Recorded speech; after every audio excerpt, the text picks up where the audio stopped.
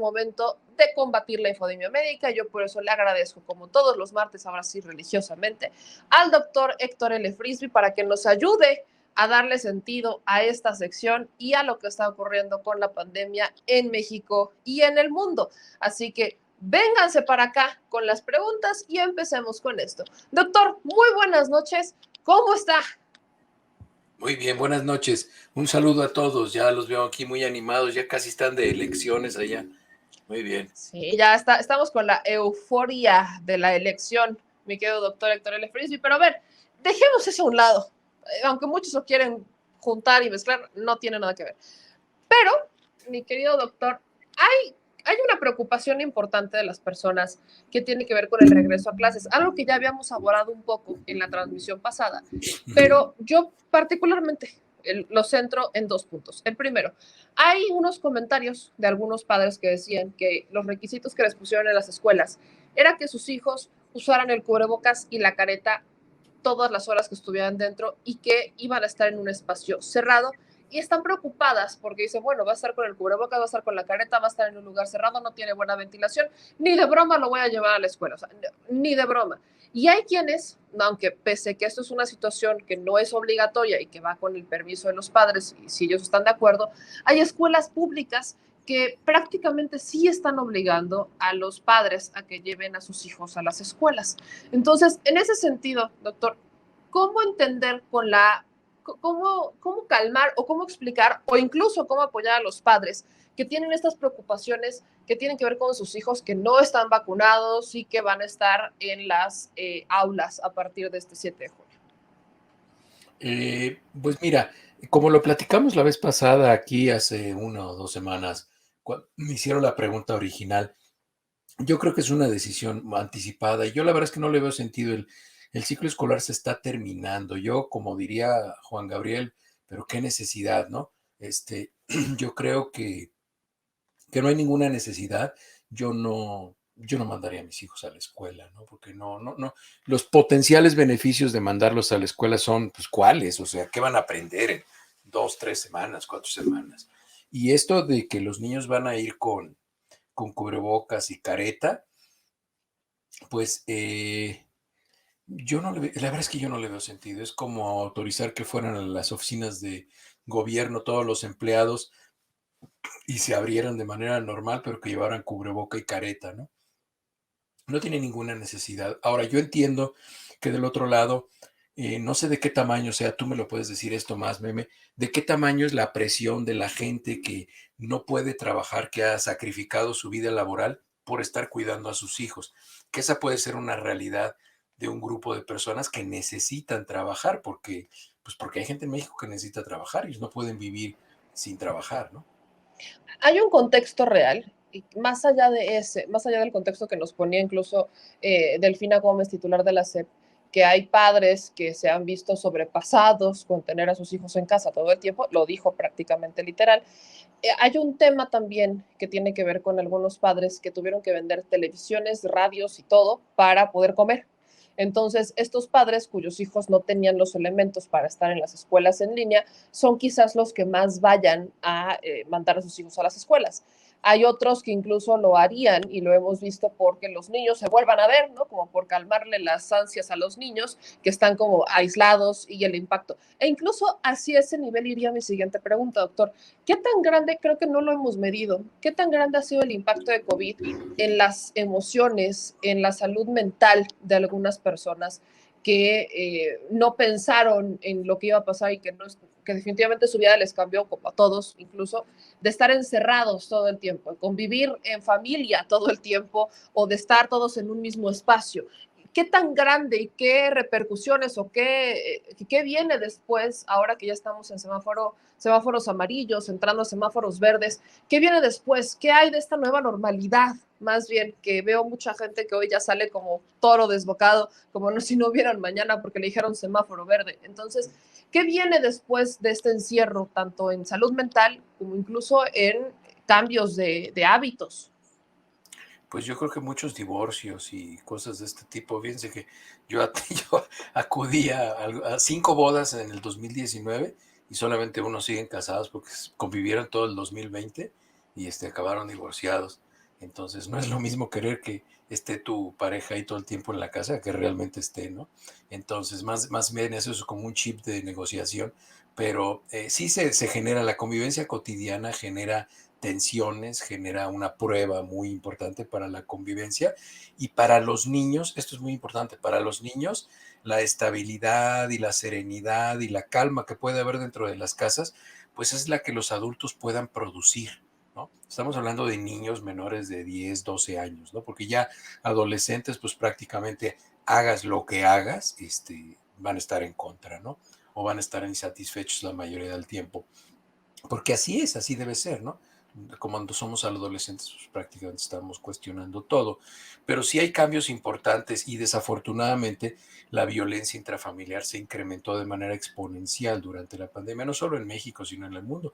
Incluso hay artículos médicos que lo mencionan, ¿no? Las tasas de suicidio se incrementaron,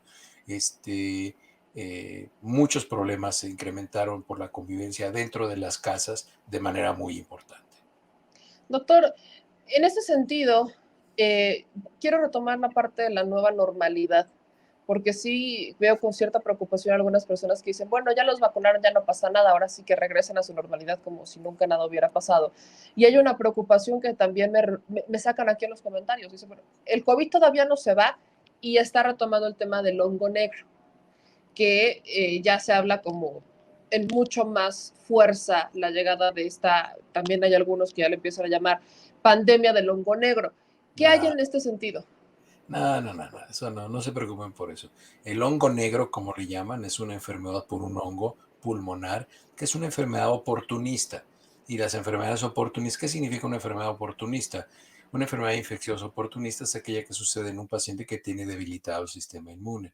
Los pacientes que tienen COVID en circunstancias ya muy avanzadas, un COVID severo o grave, pues son pacientes que tienen una distracción inmunológica, tienen una falta de eficiencia inmunológica importante y es por eso que les dan la mucormucosis, que se llama, que es no es otra cosa más que una enfermedad por hongos en los pulmones. Pero habitualmente las enfermedades por hongos de cualquier tipo se presentan pues, en pacientes inmunodeprimidos. Por ejemplo, es muy frecuente que una mujer que desarrolla diabetes, el primer hallazgo que encontramos es haciéndole una exploración vaginal y ver que tiene una cándida, ¿cómo se llama? Una infección vaginal, o en hombres también. En hombres alrededor del prepucio se les hace una infección por Candida albicans, pacientes jóvenes de 25, 30, 35 años, que no tienen ningún antecedente y vemos que tienen una infección por un hongo y tenemos que sospechar que ese paciente puede tener diabetes. Entonces, y la diabetes lo que hace es que disminuye el sistema inmunológico. Entonces, una infección por hongos casi siempre existe con una disminución del sistema inmunológico. No tiene nada que ver con COVID. O sea, no tiene nada que ver, son coincidentes, pero no son causales. Es decir, COVID no lo causa. Entonces, no es algo que esté junto. Entonces, no tienen por qué preocuparse por esto del hongo que se está presentando, se promociona en algunos lugares. Ahora, entrando ya en materia, doctor, mucho más seria o administrativa incluso, Uh -huh. hoy México y Argentina ya empiezan a distribuir las vacunas que hacen en conjunto, estas AstraZeneca con el laboratorio Leomont. Incluso viene ya este anuncio, decía el presidente de Argentina, que con esto se habla de una independencia a cierto grado, en donde ya no es tanto depender de a ver a qué hora me las mandan, sino que también ya se pueden producir tanto en Argentina como en México. Había algunas críticas que hacían en redes sociales diciendo que pues no tiene ningún logro realizarlo porque es con la patente de un laboratorio, que no es como el mayor logro del siglo.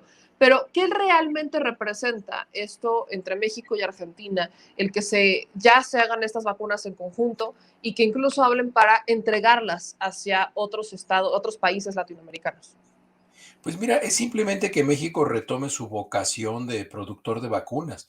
México era un líder mundial en producción de vacunas y si ahora han descubierto que pueden hacer una sinergia con países que tienen afinidades en objetivos políticos globales o de proyecto de nación, está bien que lo hagan. Nada más que sería muy importante algo, que hicieran que esto fuera una cuestión institucional que trascendiera a los gobernantes, porque pues bueno, Alberto Fernández no va a estar todo el tiempo, Andrés Manuel no va a estar todo el tiempo. Entonces puede pasar lo que pasó en el 2009, 2008, 2009, que desmantelaron una extraordinaria dependencia que prácticamente era gubernamental, que era la producción de vacunas a través de la división de Birmex, y entonces pues la destruyeron porque había la posibilidad legal de hacerlo. No sé si se han dado cuenta que, bueno, el presidente de México toma algunas decisiones y eso lo respalda con una estructura legal muy sólida que requiere una mayoría calificada en la Cámara de Diputados. Entonces es una barrera de entrada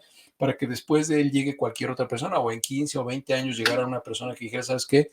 Yo quiero destruir esta empresa y voy a empezar a hacer estas maniobras para que fuera muy difícil, ¿no? Entonces, está bien, a mí me parece extraordinario que retomen la independencia, porque ya lo vimos. Aquí, justamente donde yo vivo, aquí en Colorado, ahorita, pues hay hospitales y hay centros de vacunación que ya no saben qué hacer con las vacunas.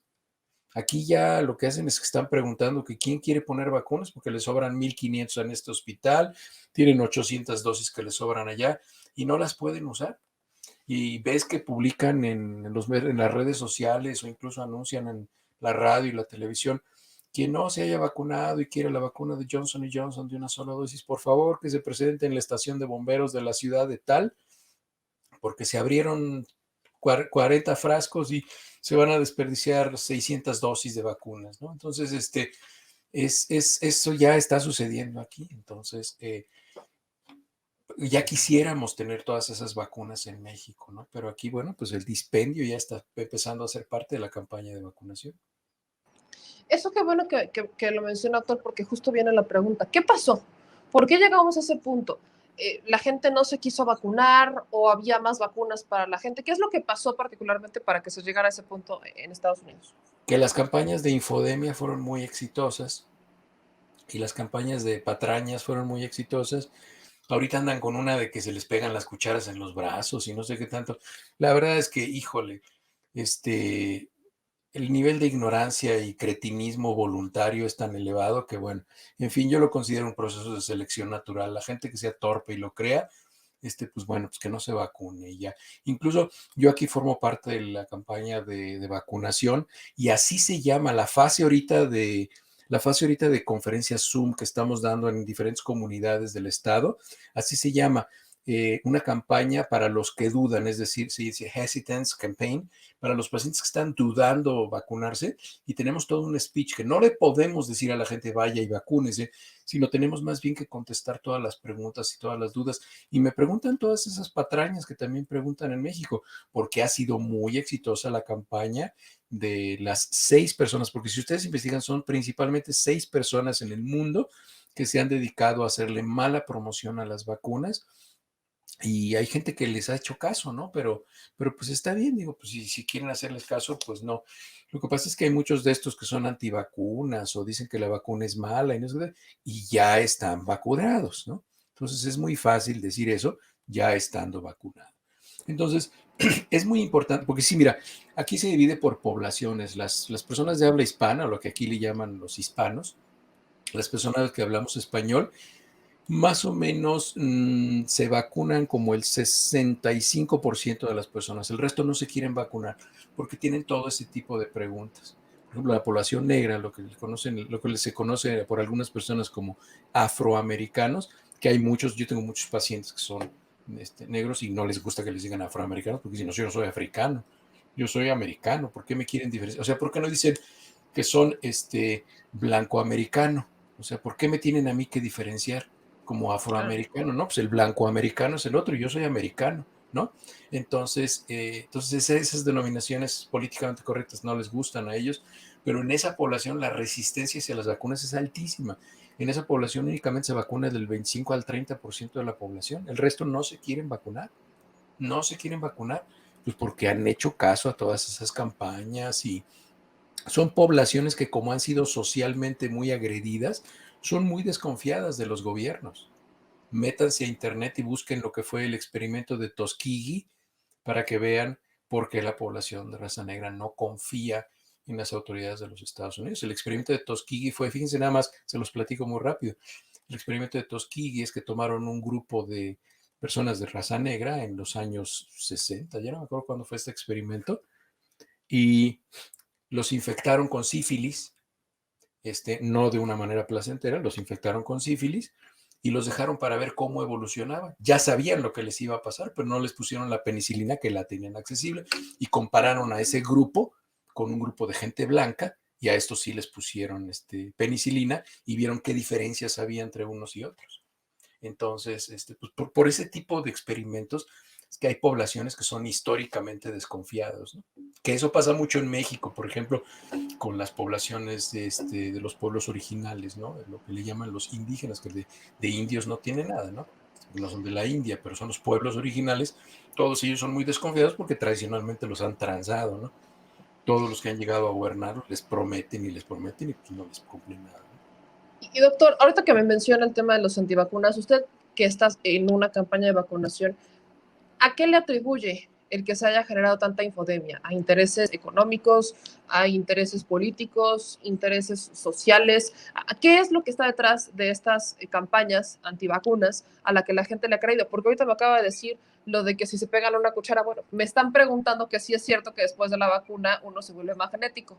Entonces, yo, o sea, el señor productor se ríe, a mí no me ha pasado, yo no me imagino ese escenario definitivamente como tipo magneto de ahora venga. Soy muy fan de los X-Men, pero no me imagino ese escenario en donde venga chapacá todos los magnetos, pero bueno. Doctor, ¿qué hay detrás de estas campañas que están generando tanta infodemia? Pues mire, sí se van a volver más magnéticos porque ya se van a poder acercar a la gente que quieren. Entonces ya la van a poder tener mucho más cercanía. Pero no, es una burrada. Y miren, respecto a las campañas de antivacunas, pues como los dice su presidente en México, todo lo que no suena lógico suena metálico. Y es exactamente como la imagen que me mandó tu proyector, bueno, se lo mandó a Mariana, de la fumigación que hicieron de las aulas. Eso es una burrada.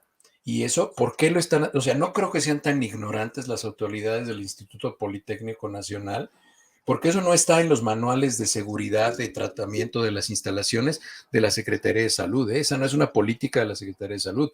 Esa fue una ocurrencia ahí que hicieron en el Politécnico Nacional y en otros lugares. Esa técnica de fumigar con insecticida es muy buena cuando hay enfermedades por vectores. Ustedes saben que el animal más peligroso que hay en el mundo es el mosquito. Es el que más gente mata en el mundo por año.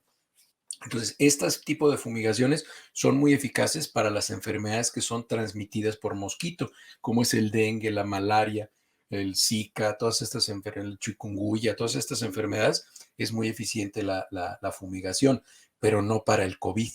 Entonces, si se les ocurrió en el Instituto Politécnico Nacional, y tomando como ejemplo las palabras del presidente, lo que no suena lógico suena metálico, hay que ver quién es el compadre que distribuye esos productos de fumigación o esos servicios de fumigación en las aulas, porque seguramente ahí hay un contrato muy jugoso, ¿no? Entonces, y pues no sirve de nada sirve que hagan ese tipo de cosas. Igual que los que antivacunas, igual que todos los que venden esos productos que dicen que curan el COVID. Entonces, pues todo lo que no suena lógico suena metálico. Desafortunadamente hay mucha gente que tiene motivaciones económicas y pues ahí está, ¿no? Igual los laboratorios que hacen las vacunas tienen motivaciones económicas. Acuérdense cuántas campañas anti el otro laboratorio han estado haciendo.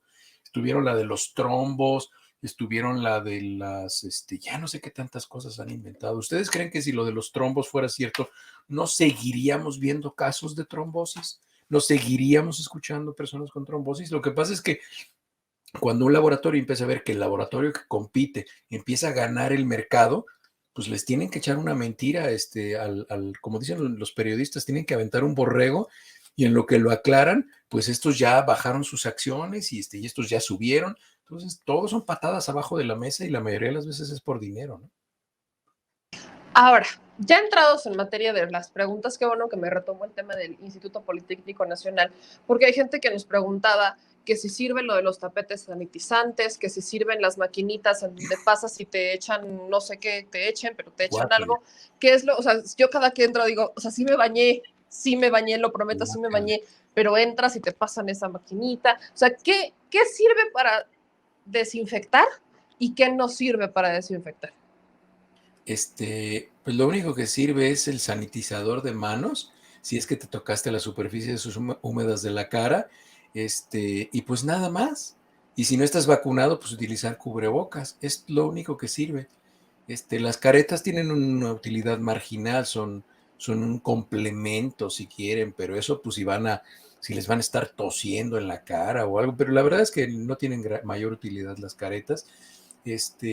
Los cubrebocas pues tienen una utilidad demostrada ya, pero es lo único en realidad, lavado de las manos, mantenerse limpio y utilizar cubrebocas y nada más, evitar los espacios cerrados, evitar estar a menos de 3 metros de distancia o 1 metro de distancia de las otras personas.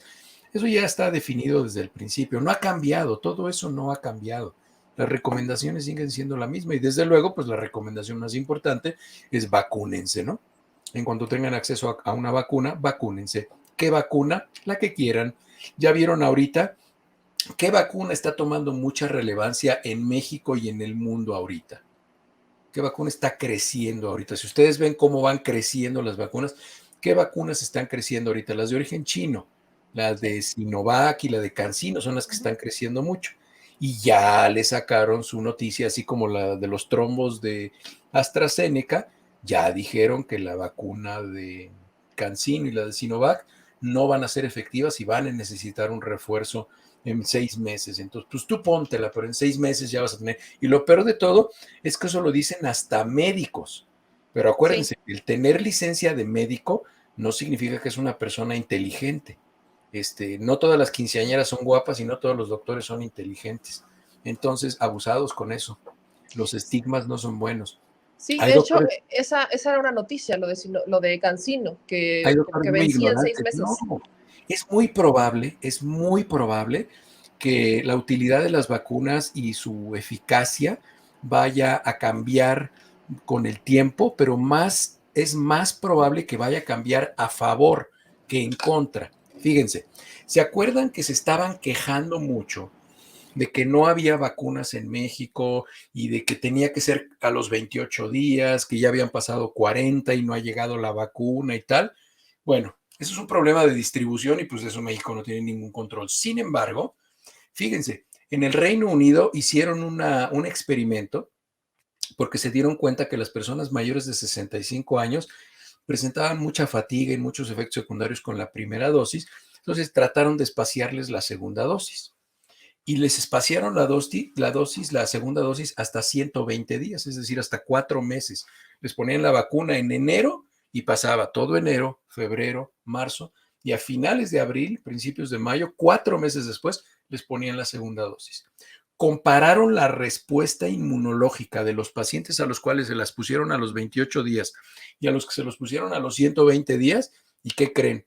Pues que resulta que las que se los pusieron a los 120 días tuvieron una respuesta inmunológica mucho más robusta que los que se los pusieron a los 28. Es decir, lo que pensábamos al principio que era la mejor decisión, resulta que no, que si nos esperamos 4 meses es más. Es más, ay, ya me estoy ahogando. Entonces, como por accidente, muchos países van a hacer las cosas mejor, es decir, como no van a tener vacuna y se van a tardar más, entonces van a tener un efecto inmunológico mucho más robusto, sin querer que así fuera en principio, ¿no? Esa era otra pregunta que tenía, que bueno que me la responde. Pero a ver, voy con algunas de las preguntas que vienen aquí de la gente. Dice, ¿por qué confiar en una vacuna que salió más rápido que el rayo? No entiendo a qué se refieren. A ver, acuérdense que tenemos diferentes vacunas. Hay vacunas que son de RNA, hay vacunas que son de adenovirus, hay vacunas que combinan dos diferentes tipos de adenovirus, por ejemplo, la vacuna de Gamaleya, que es la Sputnik, esa utiliza adenovirus 26 en la primera dosis y adenovirus 5 en la segunda dosis. Son diferentes vacunas. Las vacunas más nuevas, entre comillas, en cuanto a técnica, son las vacunas RNA. Y las vacunas RNA, que son las más nuevas, tienen entre 10 y 12 años. Las vacunas, este tipo de vacunas que salieron para COVID, no se empezaron a desarrollar cuando salió COVID. Son estructuras de estrategia inmunológica para producir vacunas en las cuales se monta el SARS-CoV-2, que es el que causa el COVID, y así se diseña la vacuna. Pero la manera de diseñar estas vacunas ya tiene tiempo, por lo menos entre 10 y 12 años. No son vacunas nuevas. Lo que pasa es que muchas personas, y entre esas políticos, comunicadores, personas comunes e incluso médicos, piensan como niños de 4 años, que si el sol sale es porque ellos despertaron. Es decir, cuando ellos descubrieron que existían las vacunas RNA, entonces ahí empezaron a producirse las vacunas RNA. No, señores, le estudien, lean y dense cuenta que estas vacunas han estado en experimentación hace 10 y 12 años. Es más, algunas de las personas que me hacen el favor de escucharme aquí en tu programa pusieron un tweet en el cual dijeron, salió la noticia, no me acuerdo en qué periódico en México, el Universal o el Excelsior, alguno de estos, que muy próximamente va a estar la vacuna de HIV que se ha estado ensayando durante los últimos años. Y esto lo dijimos aquí en tu programa. Sí. Yo se los dije hace 2 meses. Se ha estado ensayando la vacuna RNA para HIV y para malaria desde hace 12 años. Y como se pudo avanzar mucho, mucho tecnológicamente y en aprendizaje durante este año de vacunas COVID, se va a acelerar la presentación de la vacuna y no duden que antes del final del año las vamos a tener y ¡pum! Ya salió la noticia. Y eso es importante porque obviamente es un tema que viene, que hay mucha gente que trae la preocupación todavía y que también ha sido mucho tabú de desinformación, mucho objeto de desinformación de cómo se contagia, que sí, que no, y esto es importante. Ahora, otra pregunta, doctor, que va relacionada con el tema de las vacunas, viene aquí con Yamilet Salas. Nos dice Yamilet, buenas noches. Hoy vacunaron a mi mamá con la vacuna Pfizer y presentó un ESAVI, que fue entumecimiento de la lengua y parte del paladar. Ella refiere que es alérgica a la dipirona. ¿Tendrá alguna relación? No, en realidad, eso lo tiene que informar para ver si es para ver si es una reacción alérgica importante. Las alergias importantes que causan inflamación de la lengua, inflamación del paladar, inflamación de la laringe, son reacciones alérgicas muy importantes. Eso se llama angioedema y puede ser el paso inicial a una reacción anafiláctica. Entonces, todo eso lo tienen que reportar. Aquí una pregunta de El Chiquillo Medalas. Pregunta para el doctor. ¿Recomendaría usted seguir tomando multivitamínicos después de ponerse la vacuna? Mire, las únicas vacunas que probaron una utilidad, porque hay varios artículos que se hicieron durante todo este proceso que ha habido COVID, las únicas vacunas que mostraron una utilidad en cuanto a menor susceptibilidad y menor gravedad de la enfermedad, si es que llegaran a infectarse y a enfermar, fueron la vitamina C y la vitamina D de dedo. Esas dos son vitaminas que ayudan a la reparación de los tejidos, de las mucosas. Son las únicas dos que demostraron una utilidad. En general, los multivitamínicos son productos muy bien promocionados, pero que lo único que hacen es que producen una orina muy rica en vitaminas, pero nada más de eso sirve. Las únicas vitaminas que necesitamos tomar es lo que estén demostrado que la persona tiene una deficiencia. No son vitaminas así. Tómate qué vitaminas, de todas, un multivitamínico. Es más, hay uno especial para mujeres y uno especial para hombres. Eso es mercadotecnia pura. No hay que tomar vitaminas si es que no hacen falta o no hay una indicación médica para ello. Las vitaminas no son cualquier cosa. La sobredosis, por ejemplo, de vitamina D no es cosa menor. Entonces, no es tan sencillo. Entonces, yo, la toma de multivitamínicos no es algo que recomiendo, no porque yo lo diga, sino porque no hay una indicación médica. Incluso si ustedes se fijan en la etiqueta de sus multivitamínicos, hasta abajo en la letra chiquita dice que la responsabilidad del uso de ese producto es de quien lo compra y quien lo toma, no es del laboratorio. Ahora, doctor, hay una pregunta que a veces quisiera que fuera broma, pero ahí les va. Doctor, ¿qué hay de cierto que sacándote sangre y inyectándotela de nuevo en alrededor del ombligo te previene contra el COVID-19? No, pues eso sí está bien vudú, oye. No, sí, no, y los chiqueadores también sirven y no, pues está tosco eso. Quisiera pensar que es pregunta, pero como luego me preguntan muy en serio, por ejemplo, lo del magneto, digo, pues ya mejor la pregunto para salir de dudas. No, miren, ¿cuál es el volumen? A ver, ustedes han visto la jeringa. ¿cuál es el volumen de líquido que les inyectan en el brazo? Medio mililitro. Vamos a poner que fuera uranio enriquecido, medio mililitro. O sea, es medio gramo de uranio enriquecido. ¿Cómo va a detener una cuchara? O sea, por Dios santo. O sea, es que la gente que cree eso es como creer en la alquimia. Es como creer que si dejan, es que mira, yo dejé una dona con azúcar en la mesa y a la mañana siguiente, ¿qué crees? Le salieron a hormigas y le salieron cucarachas. Ahí se produjeron con el azúcar. Pues no, no es así, o sea, no son así las cosas. Rosario Montes nos hace este comentario y dice, mire doctor, yo no tengo dudas sobre si me vacuno o no. Yo estoy segura de no vacunarme. Conozco el caso Tuskegee, pero no es por eso, sino porque no confío en la vacuna porque está en una etapa experimental. Hago uso del principio de objeción de conciencia y no soy ninguna ignorante. Estoy preparada en sociología y medicina homeopática y alternativa. Y que no se descalifique a ultranza al que no piensa igual. Nos hacen este comentario. Porque luego No, me dicen, es que no lees tus yo no estoy comentarios. descalificando a nadie, ¿no? Si no se quiere vacunar, está, pero yo tengo varias pacientes que no se han vacunado y y dos de ellas ya tienen fibrosis pulmonar y ya usan oxígeno el resto de su vida. Y está bien, pues esa es su decisión, está bien. Y si no se lo quieren poner, está bien. Y no es una vacuna experimental, los experimentos se han hecho. Bueno, además ella dice que cree en la sociología, la medicina homeopática alternativa. ¿Y la sociología no experimenta? ¿Y la medicina homeopática no experimenta? ¿Y la medicina alternativa no experimenta? ¿Es un conocimiento que salió ¡pum! De Dios? No, todo es una experimentación. Acuérdense, el método científico tiene un procedimiento: observación, repetición del fenómeno, observación y medición de los resultados y utilización con un objetivo práctico. Ese es el método científico y todo experimenta. La sociología experimenta, la medicina homeopática experimenta, la medicina alternativa experimenta, todos experimentan. Aquí quiero hacer una pausa, doctor, porque ahí no faltó el que se fue así lejos, lejos, pero bien lejos, como nuestro querido Mimosa S.A., que dice que si entonces las vacunas ya estaban listas, entonces ya se tenía planeada la pandemia.